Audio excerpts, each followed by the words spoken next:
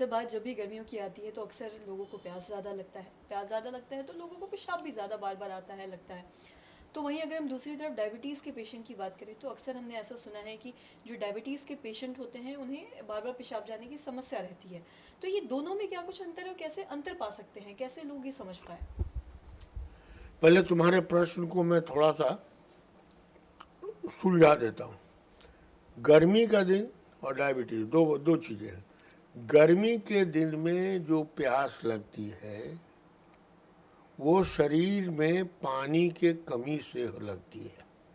पानी और नमक दोनों कम हो जाता है गर्मी में, क्योंकि इतना पसीना निकलता है जिसके वजह से शरीर डिमांड करता है ज़्यादा पानी का।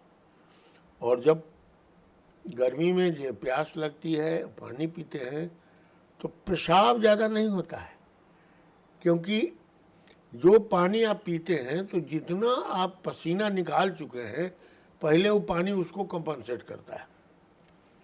जी 24 घंटे में हम लोगों को परस्पायर करना चाहिए 500 सीसी, 500 मिलीलीटर, हाफ ए लीटर परस्पायरेशन होता है टोटल 24 आवर्स में।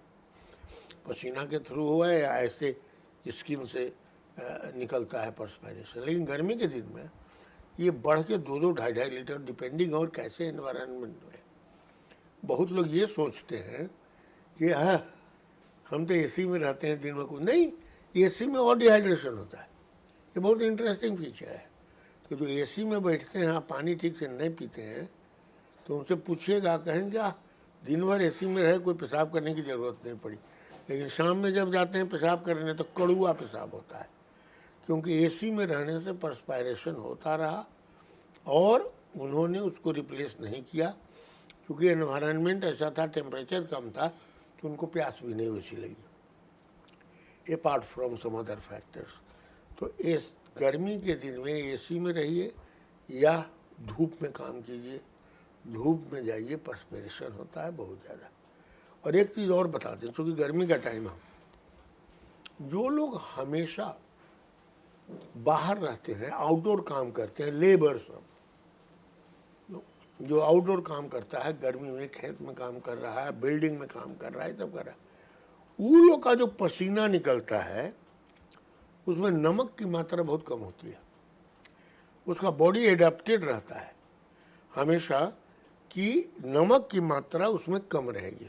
Percentage of sodium in their ये स्वेट इज मच लेस, इसलिए वो ज़्यादा ये भी करेंगे तो उनका सोडियम का लेवल घटता नहीं है।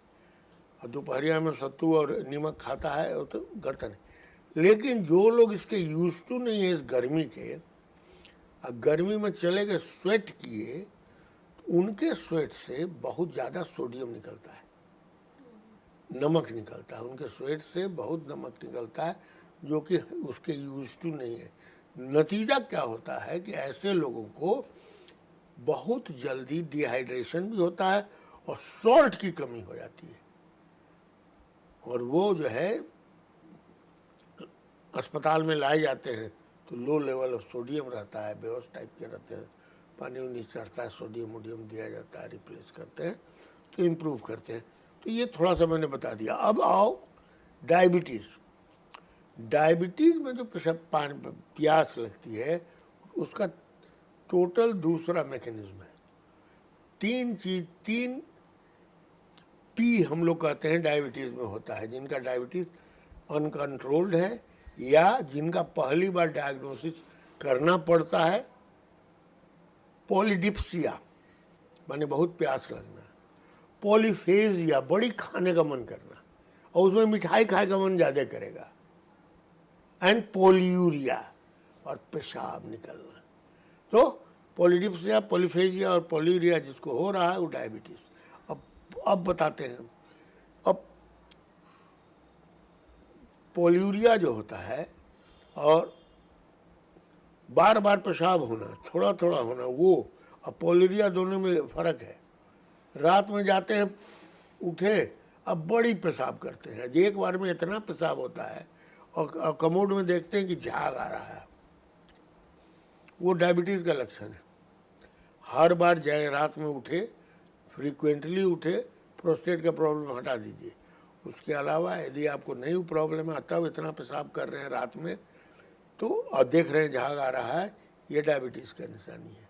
दूसरा, दिन में भी यदि पेशाब कर रहे हैं बार बार और पेशाब बहुत ज़्यादा, अच्छा उसमें आप कंट्रोल नहीं कर सकते, बॉडी का सिस्टम जो है बहुत ज़्यादा उस पेशाब को कंसंट्रेट नहीं, गर्मी वाले में कंसंट्रेट कर लेता है लेकिन डायबिटीज़ वाले में नहीं कंसंट्रेट करता है, शुगर के साथ निकलना शुरू कर देता है पेशाब पूरा।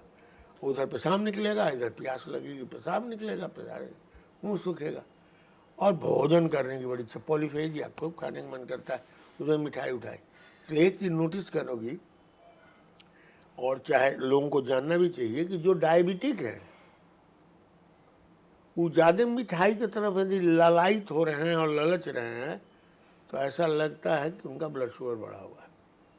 डायबिटिक का यदि ब्लड शुगर कंट्रोल रहेगा तो नॉर्मल वे में अपना खाना वाना खाएगा, लेकिन जहाँ मन किया है दो खाइए लेते हैं रसगुल्ला 2 मिनट, इसका मतलब ये है जो अनकंट्रोल डायबिटीज़, और उस पर ध्यान देने की ज़रूरत है।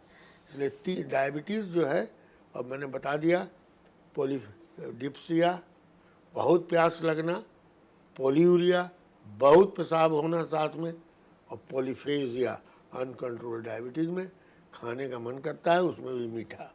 तो यही दोनों का अलग अलग मैंने करके तुमको समझा दिया।